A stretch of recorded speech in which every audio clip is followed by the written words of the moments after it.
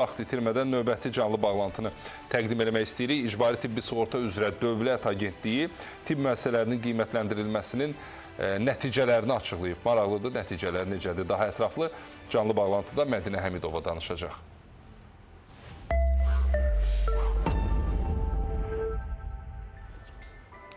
Mədinə, tibb müəssisələrinin qiymətləndirilməsinin nəticələri hamı üçün maraqlıdır. Ona görə daha diqqətlə izləyəcəyik səni.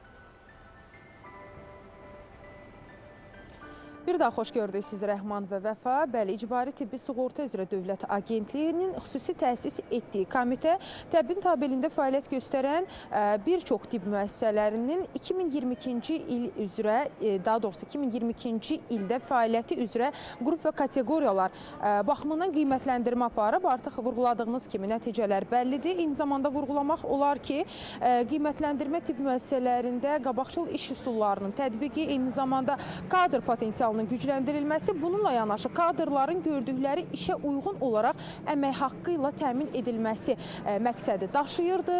Hazırda bu barədə ətraflı danışacağıq və İcbari Tibbi Sığorta üzrə Dövlət Agentliyi qiymətləndirmənin nəticəsi etibarilə vurğulayıb ki, nəticə etibarilə tibb müəssisələrinin fəaliyyəti 2021-ci illə müqayisədə 2022-ci ildə müəyyən qədər irəliləyiş göstərib. Həmin irəliləyişdə ümumiyyətlə hansı sahə burada özünü göstərir? Bu barədə ətraflı məlumatı bizə verəcək İcbari Tibbi Sığorta üzrə Dövlət Agentliyinin Marketinq və İctimai Əlaqələr Departamentinin rəhbəri Aynur Əhmədova.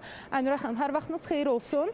Hətta sizin verdiyiniz açıqlamada vurğulanır ki, nəticə etibarilə qiymətləndirmədən sonra bəzi həkimlərin maaşları da artırılıb. Bu barədə ətraflı məlumat sizdən. Təşəkkür edirəm Mədinə. Ətraflı məlumatın demək olar ki, əsas belə xəbərləri siz başlıqlardan verdiniz. Doğrudur, agentlik tərəfindən qiymətləndirmə aparılmışdır. Qiymətləndirmə zamanı həm kəmiyyət göstəriciləri, həm keyfiyyət göstəriciləri nəzərə alınmışdır. Məsələn, tibb müəssisələrinə olan müraciət sayları, illik cərrahi, stasionarda olan cərrahi əməliyyatların sayı, həkimlərin sayı, o cümlədən həkimlərin arasında uzmanların sayı, laboratoriyalarda çeşidlilik və daha çox əhalinin tibb müəssisələrindən istifadəsi ilə bağlı göstəricilər təhlil olunmuşdur və qərarı alınmışdır ki, bir neçə xəstəxananın kateqoriyası yüksəlsin. Kateqoriyanın yüksəlməsində məqsəd odur ki, əhali daha yaxşı tibbi xidmətlərlə, daha keyfiyyətli tibbi xidmətlərlə təmin olsunlar. Çünki tibb müəssisəsində həm həkim ixtisasları üzrə müxtəlif ixtisaslı həkimlərin çalışması, həm də müxtəlif avadanlıqların olması daha keyfiyyətli və xidməti göstərməyə imkan verir. Buradan həkimlərimizin də çox böyük əldə etdiyi töhfələr vardır ki, bu da ondan ibarətdir ki, kateqoriyası yüksək olan xəstəxanalarda qaydaya əsasən həkimlərin əmək haqqısının ödənişi daha yüksək səviyyədə aparılır. Məsələn, bir əmsalla hesablana bilər 1,2, 1,4. Bu halda həkim digər daha aşağı kateqoriyası olan xəstəxanalardan daha yüksək əmək haqqı ala bilir öz işinə görə. Ümumiyyətlə Aynur xanım, qiymətləndirmə zamanı hər hansısa problemlər aşkar olunubmu? Qiymətləndirmənin məqsədi hər hansı bir problemi aşkarlamaq deyil, bunun üçün monitorinqlər həyata keçirilir.